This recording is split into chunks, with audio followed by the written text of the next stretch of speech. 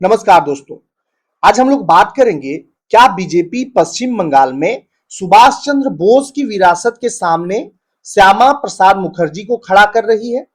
दोनों नेता डॉक्टर श्यामा प्रसाद मुखर्जी और सुभाष चंद्र बोस दोनों राष्ट्रवादी हैं, दोनों देशभक्त हैं। इसमें कोई भी किंतु परंतु नहीं है। लेकिन दोनों कौन ज्यादा राष्ट्रवादी है, इस पर जो सवाल खड़े हुए हैं, इसी पर आज हम लोग इस सेशन को करेंगे कि आखिर दोनों नेता पर क्वेश्चन मार्क क्यों लग रहा है कि हम आगे हैं तो हम आगे हैं। आपको पता होगा कि 6 जुलाई को पूरे देश में डॉक्टर श्यामा प्रसाद मुखर्जी का जयंती मनाया गया। डॉक्टर श्यामा प्रसाद मुखर्जी का जयंती इस साल और भी भव्य हुआ क्योंकि पश्चिम बंगाल में बीजेपी जो है वो पूर्ण बहुमत के साथ में सरकार बनाई है। पश्चिम बंगाल इसलिए खास हो जाती है बीजेपी के लिए क्योंकि जिस डॉक्टर श्यामा प्रसाद मुखर्जी जिस जनसंघ के संस्थापक थे वो पश्चिम बंगाल से बिलोंग करते हैं, यानी कि पश्चिम बंगाल की धरती से उनका जन्म हुआ है, पश्चिम बंगाल की धरती में, और जनसंघ की स्थापना की। जनसंघ के बाद ही बीजेपी बनी और बीजेपी बार बार अपने भाषणों में कहते आई है, बीजेपी के बड़े बड़े नेता कहते आए हैं कि श्यामा प्रसाद मुखर्जी का सपना है कि बीजेपी पश्चिम बंगाल में शासन करे, रूल करे, उनकी पार्टी सत्ता में आए, और ये सपना साकार हो गया। और इसी साल 6 जुलाई को उनका मनाया गया जयंती। इस जयंती समारोह में बीजेपी के प्रदेश अध्यक्ष सामिक भट्टाचार्य की फॉरवर्ड ब्लॉक पार्टी के बारे में की गई टिप्पणियों ने सोशल मीडिया पर तीखी बहस छेड़ दी है। फॉरवर्ड ब्लॉक की स्थापना सुभाष चंद्र बोस ने की थी। सुभाष चंद्र बोस को पश्चिम बंगाल और पूरे देश में महान राष्ट्रवादी प्रतीकों में से एक माना जाता है। सुभाष चंद्र बोस की स्थापित फॉरवर्ड ब्लॉक पार्टी ने इस टिप्पणी पर कड़ी प्रतिक्रिया व्यक्त की थी। पश्चिम बंगाल में वामपंथी दलों के नेताओं ने भी इस टिप्पणी का विरोध किया था। टिप्पणी यह था कि 6 जुलाई को बीजेपी ने पश्चिम बंगाल में जनसंघ के संस्थापक श्यामा प्रसाद मुखर्जी की जयंती मनाई। बीजेपी का जन्म इसी जनसंघ से हुआ था। उस दिन श्यामा प्रसाद मुखर्जी की जयंती के अवसर पर कोलकाता में एक कार्यक्रम बोलते हुए सामिक भट्टाचार्य ने कहा, जब श्यामा प्रसाद मुखर्जी मोहम्मद अली पार्क में भाषण दे रहे थे तब फॉरवर्ड ब्लॉक के गुंडों ने उनके सिर पर पत्थर फेंके और उनकी खोपड़ी तोड़ दी।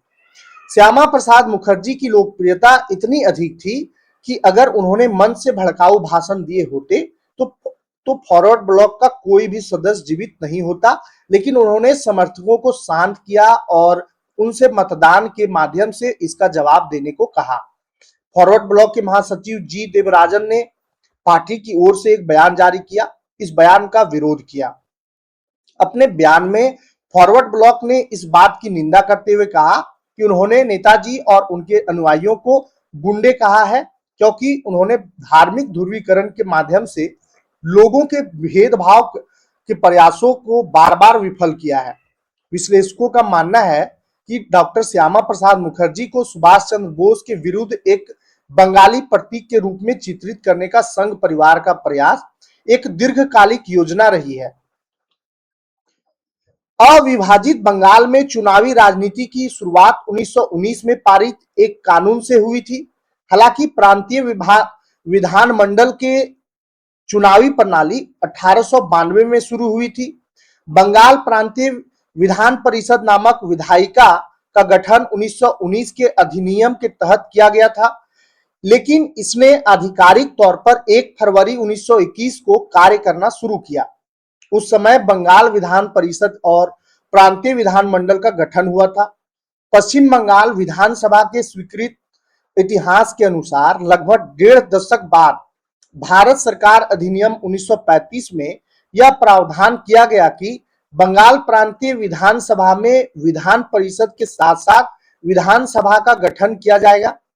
जिस प्रकार आज भारतीय संसद में 2 अलग अलग सदन हैं, लोकसभा और राज्यसभा, उसी प्रकार विधान परिषद और विधानसभा का गठन 1935 के उस अधिनियम के तहत किया गया था।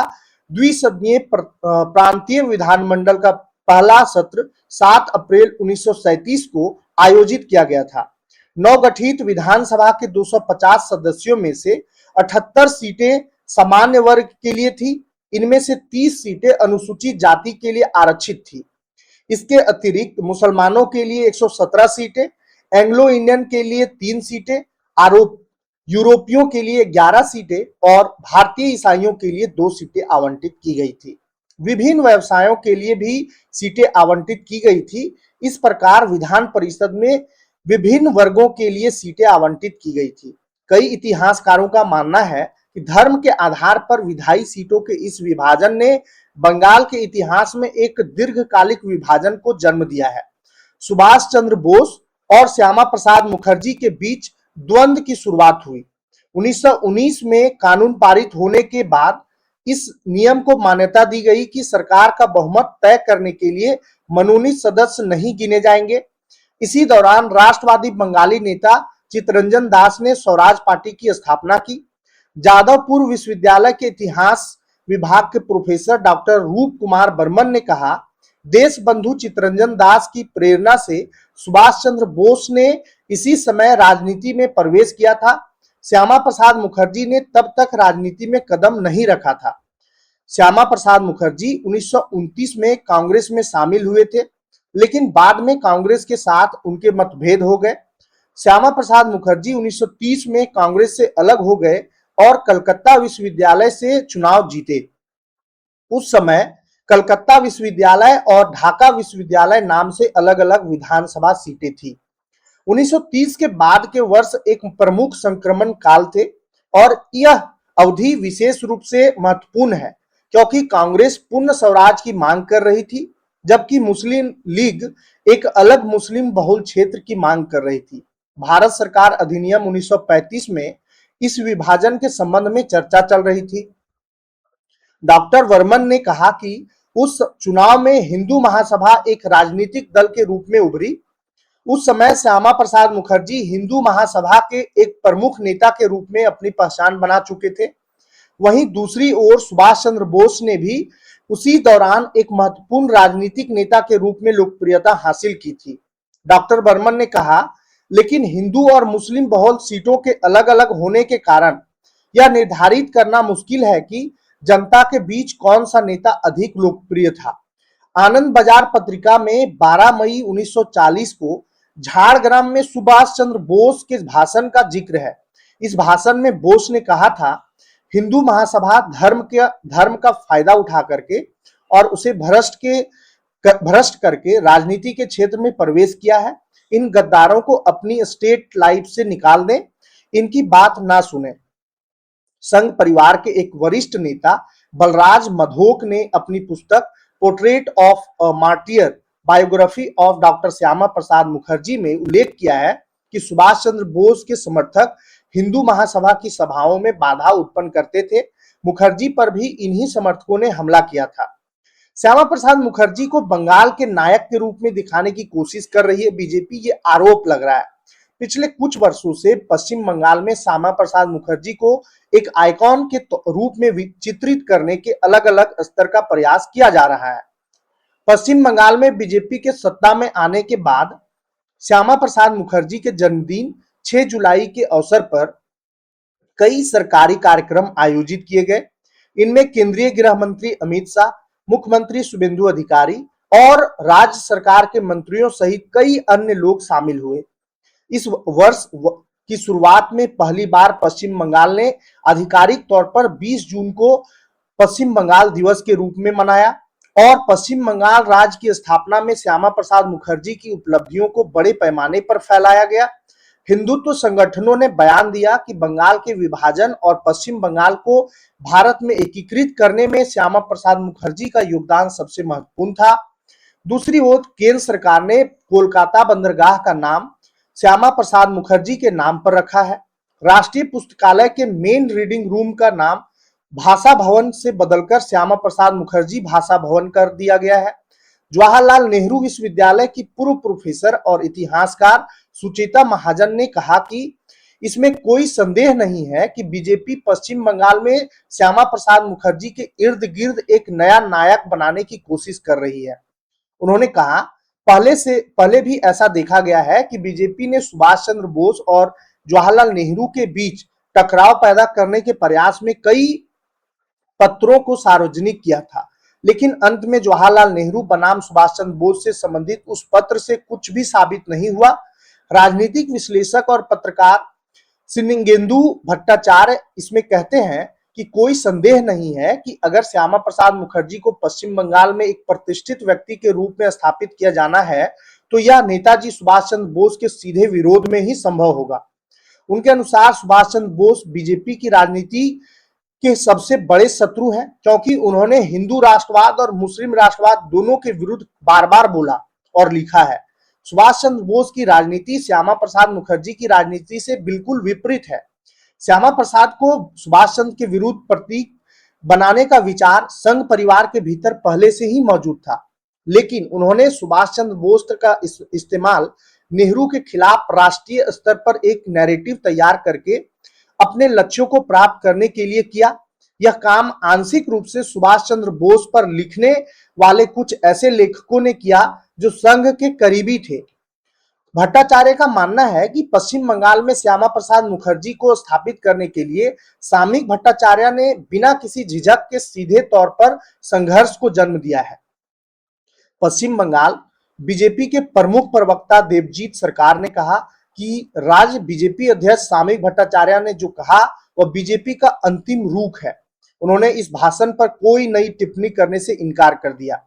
फॉरवर्ड ब्लॉक की प्रतिक्रिया क्या था? तो सुभाष चंद्र बोस की बनाई पार्टी फॉरवर्ड ब्लॉक ने बीजेपी के प्रदेश अध्यक्ष सामयिक भट्टाचार्य से उनके भाषण के लिए माफी मांगने की मांग की। पार्टी ने लिखा, फॉरवर्ड ब्लॉक का गठन समावेशी राष्ट्रवाद, धर्मनिरपेक्षता, सामाजिक न्याय और बंधुत्व के आदर्शों पर हुआ है। इसलिए नेताजी के आदर्शों का पालन करने वाले पार्टी के सदस्यों को ध्रुवीकरण की राजनीति का विरोध करने के लिए गुंडा कहना अत्यंत निंदनीय है। बीजेपी के सामयिक भट्टाचार्य द्वारा कथित हमले के जवाब में फॉरवर्ड ब्लॉक ने कहा, ऐतिहासिक रूप से यह सिद्ध हो चुका है कि श्यामा प्रसाद मुखर्जी 1940 के कोलकाता नगर निगम चुनाव में लोगों के बीच धार्मिक ध्रुवीकरण की भावना को भड़काने के लिए काम कर रहे थे। फॉरवर्ड ब्लॉक ने निश्चित रूप से इस प्रयास में बाधा डालने की कोशिश की, क्योंकि इस पार्टी का मानना है कि भारत तभी मजबूत होगा जब देश में सभी धर्मों और जातियों के लोग एकजुट होंगे।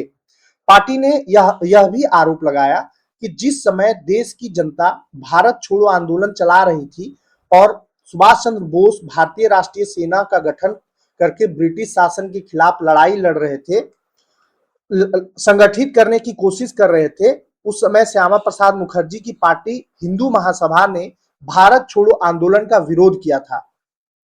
इस संदर्भ में फॉरवर्ड ब्लॉक के वर्तमान महासचिव जी देवराजन ने कहा, सुभाष चंद्र बोस उस समय जीवित थे जब सामयिक भट्टाचार्य ने इस बारे में बात की थी। बेशक सावरकर और श्यामा प्रसाद मुखर्जी की विचारधारा उनसे काफी भिन्न थी। 1940 की घटना में फॉरवर्ड ब्लॉक के गुंडों का जिक्र करने का तात्पर्य उन कार्यकर्ताओं और समर्थकों से था जो सुभाष चंद्र बोस की विचारधारा से सीधे तौर पर प्रेरित और संचालित थे, क्योंकि उस समय फॉरवर्ड ब्लॉक का नेतृत्व वही कर रहे थे। परिणाम स्वरूप वे भी गुंडों की सूची में शामिल हो गए।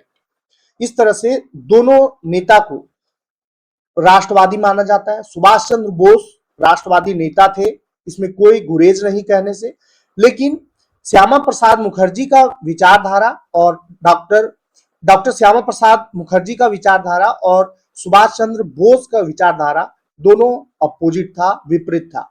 डॉक्टर श्यामा प्रसाद मुखर्जी हिंदूवादी नेता थे और वो दूरदर्शी थे। वो जानते थे कि भारत देश में आने वाला समय में क्या होने वाला है और उस नब्ज को पकड़ करके आगे बढ़े। और वहीं सुभाष चंद्र बोस जो है वो सर्वधर्म सुखाय के विचार पर चलने वाले नेता थे और सभी धर्मों को पालन करने के लिए उनका मन में विचार चलता था, लेकिन उनका विचार का सम्मान नहीं किया गया तब जब सुभाष चंद्र बोस वही जीवित थे और मुस्लिम लीग का स्थापना हुआ, अलग राष्ट्र बना। जब धर्म के नाम पर अलग राष्ट्र बना तो फिर इनका विचारधारा कहां काम आया, ये भी बहुत बड़ा प्रश्न खड़ा करता है। आपका इस पर क्या राय है, आप कमेंट में जरूर बताएं। धन्यवाद।